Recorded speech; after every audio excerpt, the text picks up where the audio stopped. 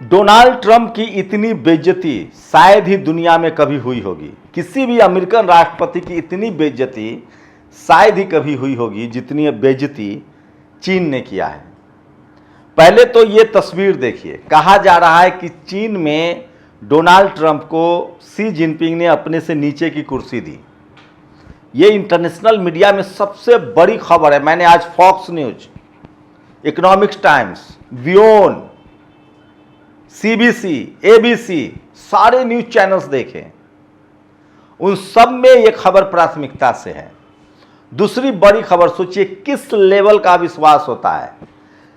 चीन के जितने बिजनेसमैन, चाहे एलन मस्क हो या एप्पल के प्रमुख हो, सब जो आए थे, उनको जो उपहार दिया गया था वो सब कूड़ेदान में फेंक दिया गया। किसी को भी प्लेन में, जो एयरफोर्स वन है, जो डोनाल्ड ट्रंप का जहाज है, उसमें ले जाने की इजाजत नहीं थी। खबर तो यहां तक की है कि जितने लोग अमेरिकन आए थे चीन, वो टेम्पररी फोन लेकर आए थे, टेम्पररी लैपटॉप लेकर आए थे, और वो चार्जर में भी नहीं घुसा सकते थे कि कोई इंस्टॉल ना हो जाए स्पाई। सोचिए इस लेवल की सतर्कता बरती जाती है। और भारत में लोग कहते हैं कि ईवीएम में फ्रॉड नहीं हो सकता है। इस टूर में कोई मामूली आदमी नहीं आए थे। एलन मस्क, जो स्पेस एक्स का मालिक है, जो सोचिए, जो तकनीक का सबसे बड़ा जानकार है, जिसके पास सैटेलाइट की सबसे बड़ी खेप है। टिम कुक, एप्पल का सीईओ, ऐसे ही वो तमाम लोग थे जिनको तकनीक पर कंट्रोल है, उसके बावजूद इस तरह के एहतियात बरते गए। और डोनाल्ड ट्रंप की भाषा बता रही थी कि घोर बेइज्जती हुई है। मैं पहले ही दिन से कह रहा था कि ईरान के कंधे पर बंदूक रखकर रूस और चीन जो है वो अमेरिका का शिकार कर रहा है और अमेरिका फंस गया है। डोनाल्ड ट्रंप, बरबोरा डोनाल्ड ट्रंप, जो कल तक वेनेजुएला के राष्ट्रपति का अपहरण कर लेता था, जो कहता था कि क्यूबा पर हम कब्जा कर लेंगे, हमको क्यूबा पसंद है, ग्रीनलैंड हमको पसंद है, डोनाल्ड ट्रंप का सारा बरबोलापन निकल गया है। वो तो भारत है जो उसकी बात सुन रहा है कि ईरान से तेल मत खरीदो, रूस से तेल मत खरीदो। दुनिया का कोई भी देश अब डोनाल्ड ट्रंप की बात नहीं सुन रहा है। बताऊंगा क्या है पूरा माजरा, लेकिन सबसे पहले बात चीन की। चीन ने साफ कह दिया है कि वियतनाम के मामले से दूर रहो। आपको बता दें कि वियतनाम एक आइलैंड है और वो तरक्की पसंद देश है, चिप पर उसका कंट्रोल है। अब डोनाल्ड ट्रंप ने साफ मान लिया है कि हमको वियतनाम से कोई लेना देना नहीं है।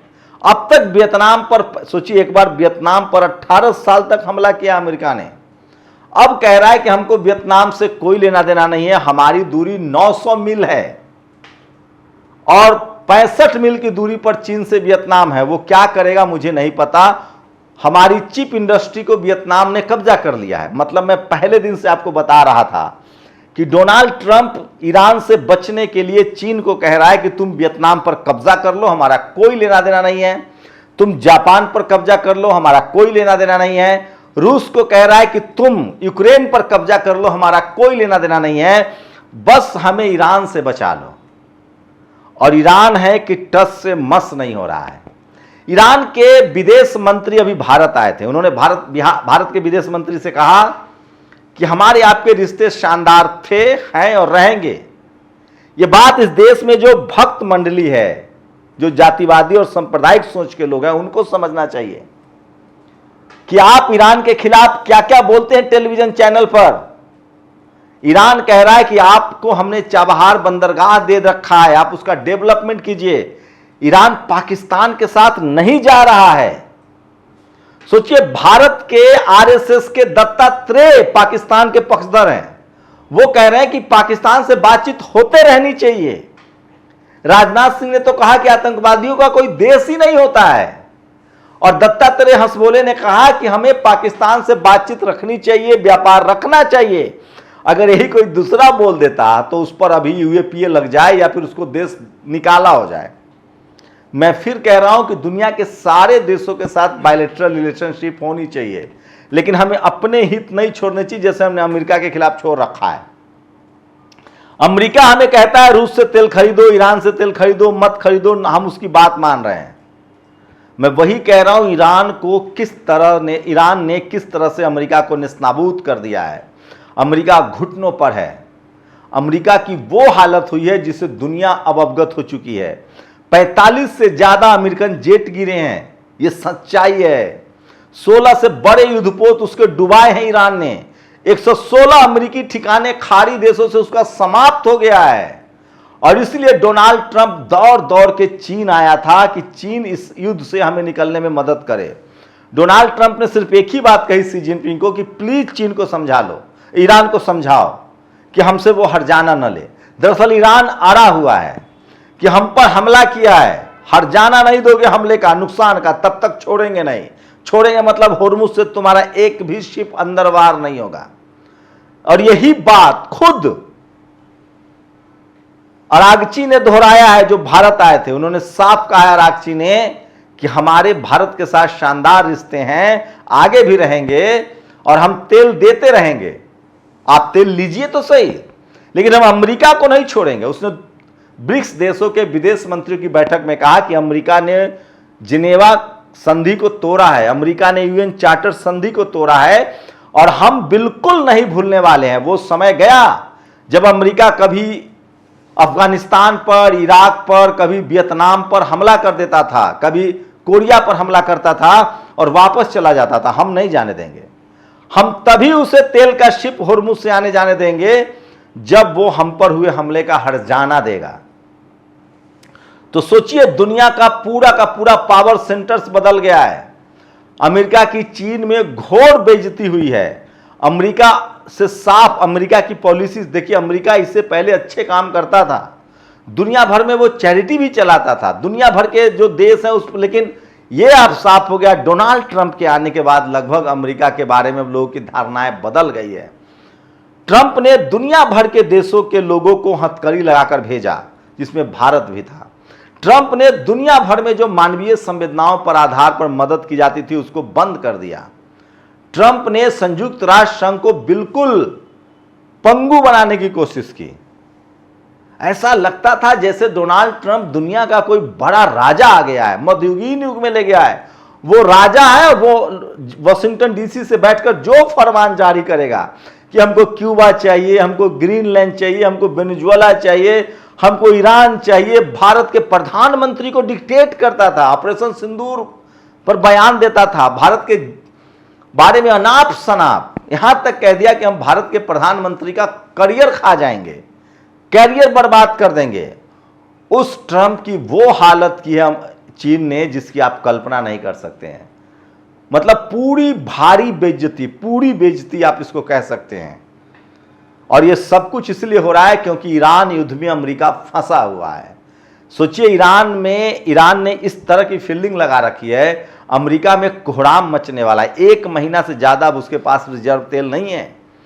वेनेजुएला का तेल काम नहीं करेगा जब तक उसमें खाड़ी देशों का तेल नहीं मिला जाए। और एक हमारे बिजनेसमैन है अडानी साहब, $18 मिलियन लगाकर वहां एक घूस का इन पर केस चल रहा था। क्या जरूरत थी अमेरिका से डरने की? अब हमारे $18 मिलियन लगभग 92,000 करोड़ रुपए ये उनको देंगे। वहां 15,000 नौकरियां क्रिएट होगी। अमेरिका से डरने की क्या जरूरत है? आप भारत के लोगों से बात करते हैं, अमेरिका की कौन परवाह कर रहा है? अमेरिका ने हमारे लोग को हथकड़ी लाकर भेजा, अमेरिका ने हमारे प्रधानमंत्री का सम्मान नहीं किया। ऑपरेशन सिंदूर में हमारे सेना ने पाकिस्तान को धूल चटाया, उसका वो क्रेडिट ले रहा था। हमसे 500 बिलियन का ट्रेड डील कर साइन करवाया जिसमें वो सिर्फ निर्यात करेगा, हमसे कुछ लेगा नहीं। सवाल है कि अब अमेरिका का साथ दुनिया के तमाम देशों ने छोड़ दिया है।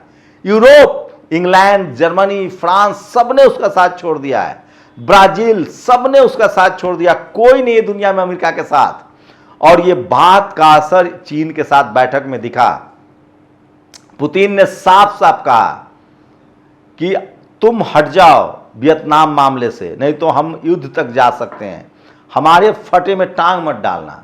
अब सोचिए, जो अमेरिका वियतनाम के सगा नहीं हो सकता है, जो अमेरिका यूक्रेन का सगा नहीं हो सकता है, वो भारत की मदद करेगा?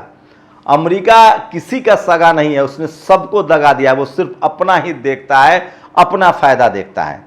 अभी फिलहाल वो इजराइल के चक्कर में फंसा हुआ ईरान के साथ, और ईरान टस से मस नहीं हो रहा। ईरान कह रहा है कि जब तक हर्जाना नहीं दोगे, हम पर जो हमला किया उसका हर्जाना नहीं दोगे, जब तक हम पर लगे प्रतिबंध के दौरान हमारी सीज की हुई संपत्ति रिलीज नहीं करोगे, और जब तक